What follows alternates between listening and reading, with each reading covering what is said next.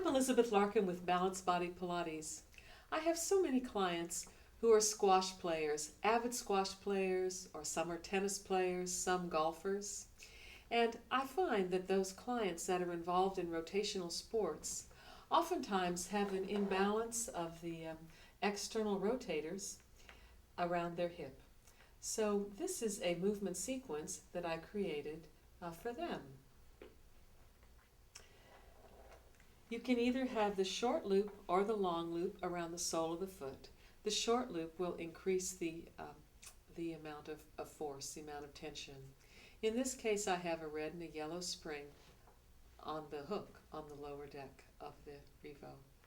Now, aiming the sacrum in neutral, you can check to see that the corners of the pubic bone are aimed down to the carriage, and with the thumbs at the navel,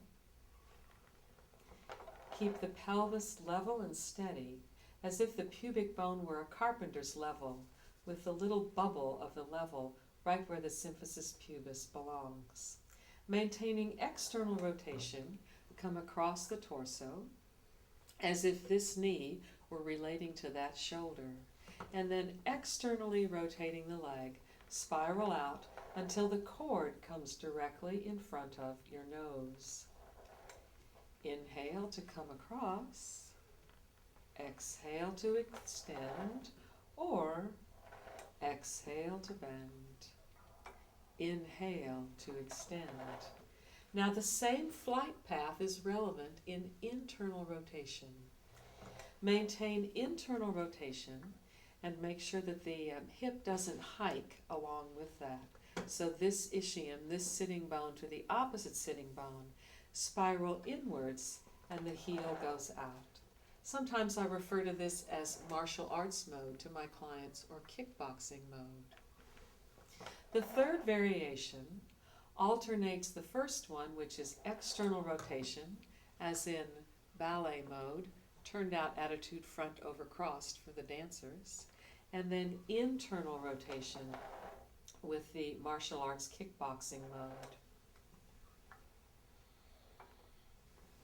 And finally, the fourth variation is the third one in reverse. Inhale to bend, exhale to lengthen, or exhale as you come across, and inhale as you extend. In the advanced Allegro classes, the group reformer classes that I teach, we go directly from that PNF pattern that I just demonstrated into hamstring arcs. Hamstring arcs in parallel with hip joint in neutral, hamstring arcs in external rotation, and the hamstring arcs in internal rotation. And then immediately following that is the short spine stretch with just one foot in the loop, and that would be pike, hip flexion, and then aim the sacrum, the coccyx, up to the ceiling, coming to stand between the shoulder blades.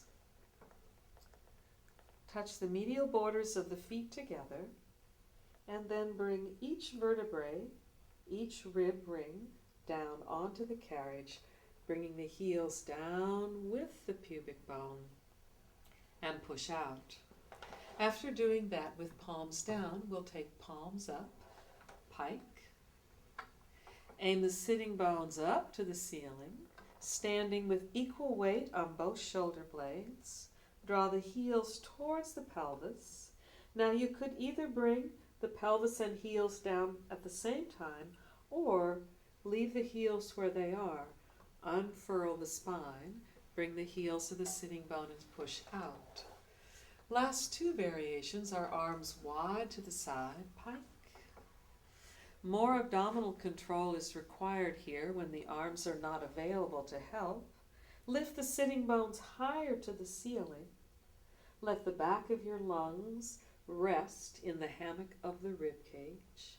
And the final variation would be arms straight up to the ceiling, palms towards each other. Peel the pelvis and spine right on up, as if you could unzip your spine from the very center of the carriage. Lift your sitting bones higher as you bend your knees, and bring the spine and the heels down together. So there you have it, a long movement sequence that enables you to access a lot of mobility around the hip, working through external and internal rotation. See you next time.